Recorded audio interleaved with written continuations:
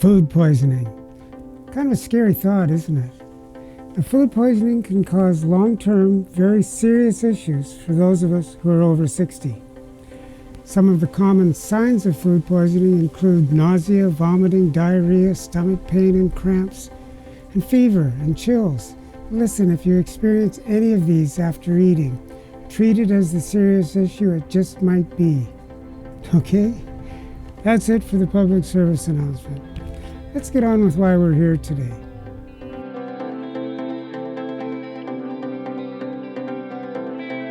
So I've done 3 videos on food safety, and I'm going to include links to the others in the description below.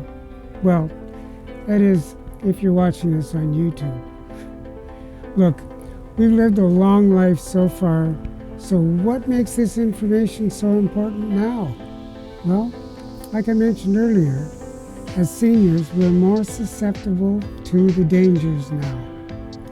And we tend to think that how we work with our food products is a simple matter of common sense and, of course, our experience of many years. Well, apparently that's not always the case. Hey, but it's always good to get some reminders and some new information. So let's have a look at some common safe food handling practices that we may not always be following. Well, first, it's important to consider that all the food we purchase has been through many hands before arriving in our homes. And while all those who work in the food industry are doing their best to make sure that the food supply is safe, different bacteria can still infect the products at any stage of the process. And hey, even after it arrives in our homes. So how do we combat this? Well, simple cleanliness. Yep, basic cleanliness is paramount. But what does that even mean? Here's some tips to help with remembering everything involved in cleanliness when it comes to your food. Let's start at the store by ensuring that your hands and reusable bags and bins are clean. And at home, make sure your kitchen utensils and preparation surfaces are spotless. And last, but certainly not least, always wash your fruits and veggies properly. So let's start at the beginning. Before and after handling raw meat, poultry, fish, and seafood, your hands should be washed with warm, soapy water for at least 20 seconds. And, of course, washing your hands is necessary after things like using the washroom or even petting your furry family member before handling any food. Oh, a less preferable method, but helpful if no water is available, is to use the hand sanitizer. Okay?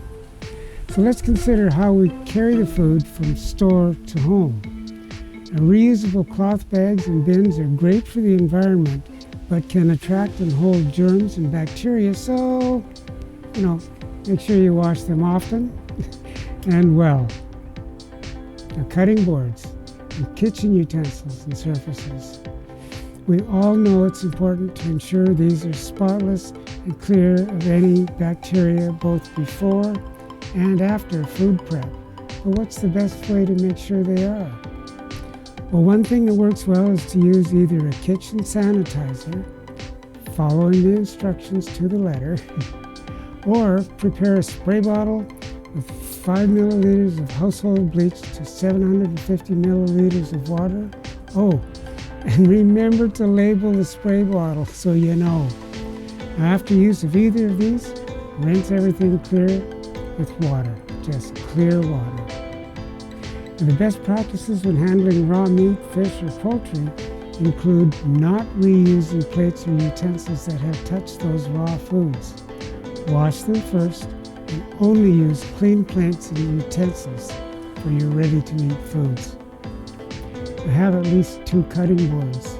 One is for ready-to-eat foods like produce, the other is for raw meats, fish, and seafood and poultry. And if you're like me and you need to make sure it's easy to tell one from the other, right? So make sure they're different. Change dishcloths and towels often, daily if possible, and wipe countertops with paper towel. And it's best not to use sponges in the kitchen because they're really hard to keep bacteria free. Oh, also remember that all your fresh produce needs to be washed thoroughly before being eaten.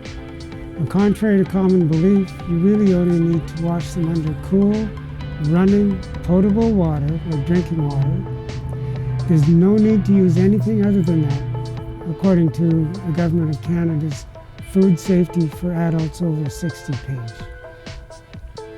Now, an exception to this involves firm-skinned vegetables like carrots, potatoes, melons, squash, and the like. For these, it's helpful to use like a vegetable scrub brush if you're eating them with the skin on. But I think most of us peel them. Oh yeah, do not soak vegetables in a sink full of water. The bacteria from the sink can easily be transferred to your food. Whew. Now that's a lot of information. But feel free to watch the video again and again to make sure you didn't miss anything. And as I said earlier, this is one of a series of 3 videos on food safety for seniors. And links to the other 2 are, you guessed it, in the description below if you're watching this on YouTube. So tell me what you think.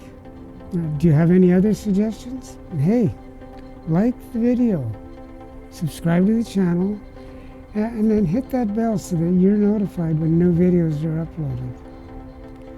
In the meantime, please stay safe and enjoy your day. I'm wishing you peace, health, and harmony. Bye for now.